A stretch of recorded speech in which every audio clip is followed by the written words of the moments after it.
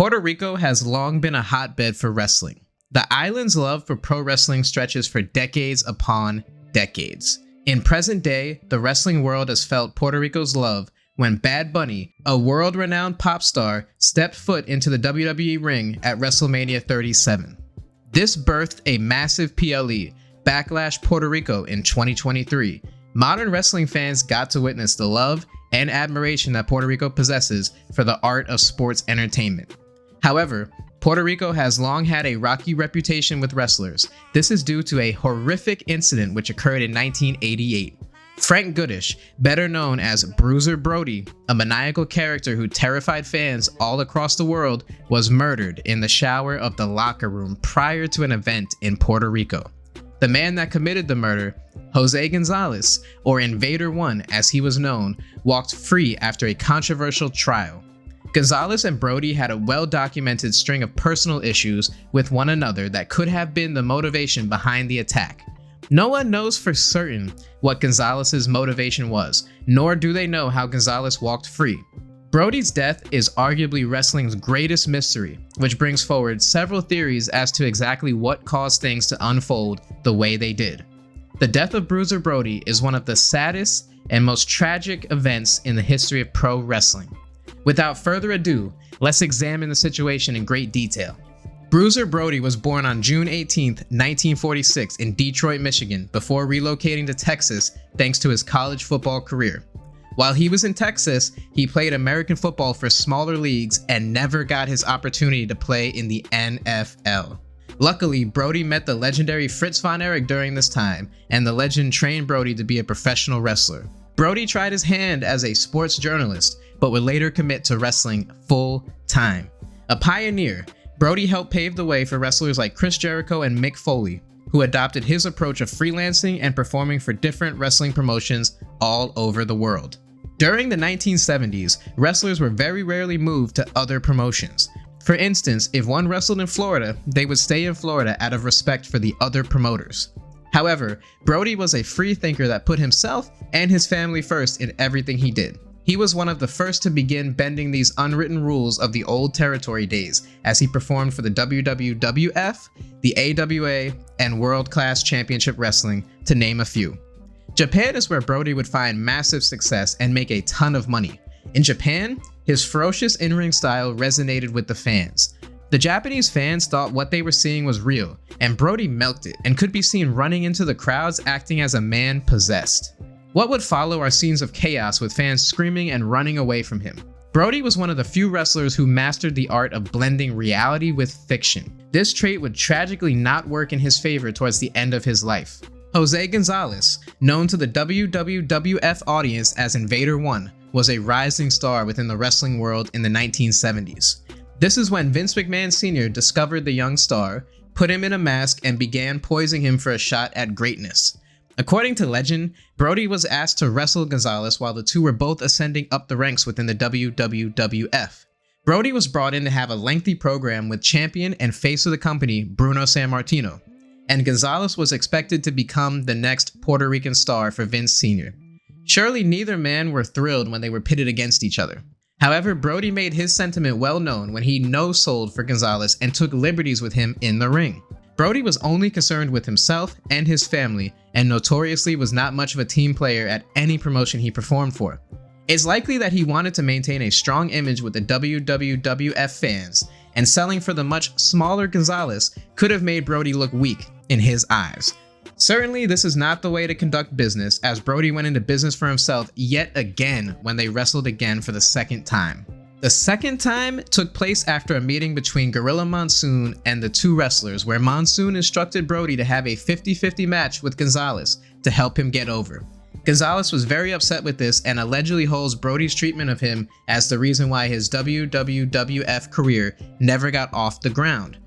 Brody once told a wrestler jokingly, I presume he was joking, that quote, Jose might kill me one day. I saw it in an interview a while ago and I can't remember exactly who it was that said this. I think it was Tony Atlas or Dutch Mantell, but again, I'm not 100% sure. Boy, was Brody ever a fortune teller. Fast forward 10 years or so after the bullying of Invader 1 at the hands of Brody, we land at a World Wrestling Council event in Puerto Rico.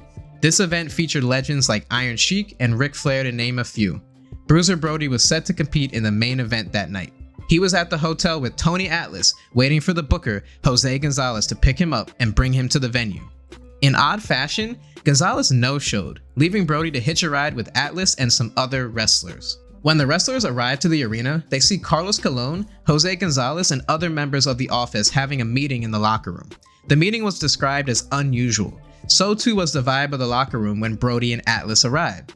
Atlas has gone on record several times, notably on Vice's Dark Side of the Ring, to claim he was a witness to the murder and give his side of the story.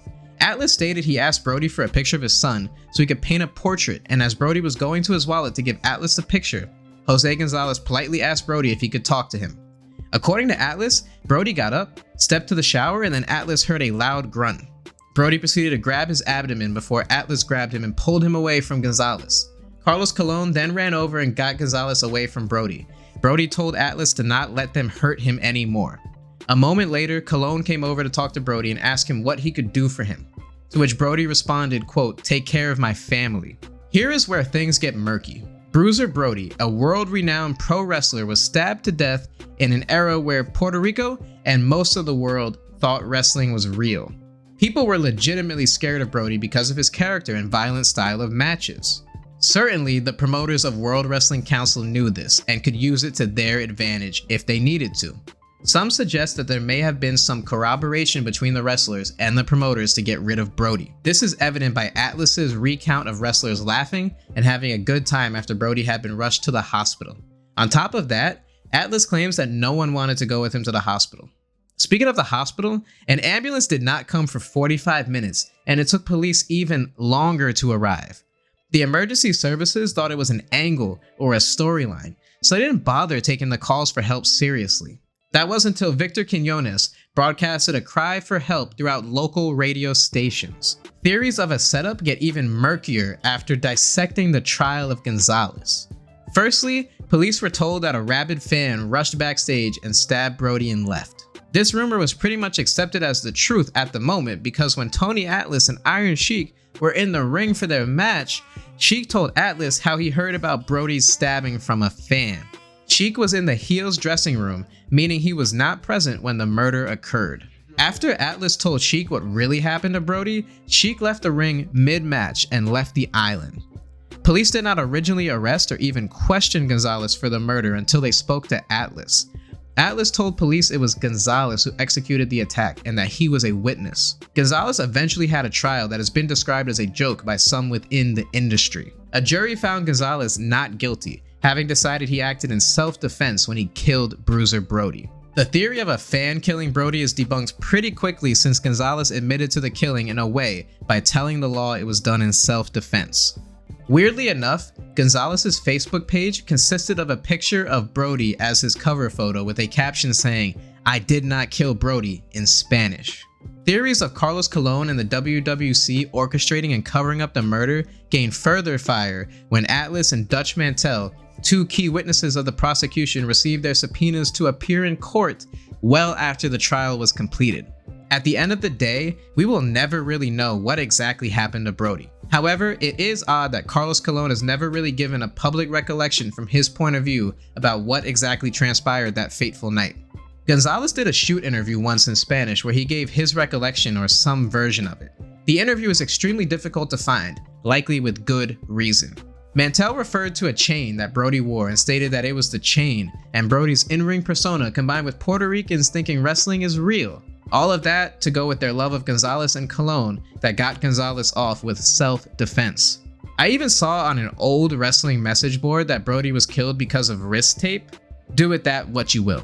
Admittedly, it is a bit interesting that Tony Atlas is seemingly one of the few, aside from Puerto Rican wrestler Savio Vega, that tells a similar story of what happened that night to Brody. However, Hugo Savinovich, known for his tenure as WWE's Spanish announcer, gave an interview to Sportskeeda. He indicated that Tony Atlas has been lying about his side of the story. Savinovich continued to say a small part of what Atlas has said is true, but most of it is not. He concluded by saying how the old baseball stadium had closed off showers, so no one, only Brody and Gonzalez, could see what happened. Now, do I think Atlas would lie about his recount of the murder? No, I don't think Atlas would make up a story of one of his friends being murdered and tell that story on TV and countless shoot interviews. Nevertheless, that point needed to be addressed. A lot of signs point to corruption within the WWC. Notably, Puerto Rican fans and wrestlers did not like American wrestlers as they would throw batteries and cups of urine on them, while the Americans made their way to the ring. One last point to make, and I'll close with this. Brody, shortly before he was murdered, allegedly purchased a piece of the World Wrestling Council and was technically going to be a boss of Jose Gonzalez and a partner to Carlos Colon. Given that Puerto Rican wrestlers did not like American ones at the time, this would seemingly upset those in charge at the WWC, coupled with the fact that Brody beat up and took liberties with Gonzalez in the WWF. All of this makes for one of the most fascinating and tragic tales in the history of professional wrestling. I'll leave you with some questions. What do you think transpired the night Brody was killed? Do you think he was murdered by Gonzalez? Do you think Gonzalez acted in self-defense? Do you think a fan killed Brody?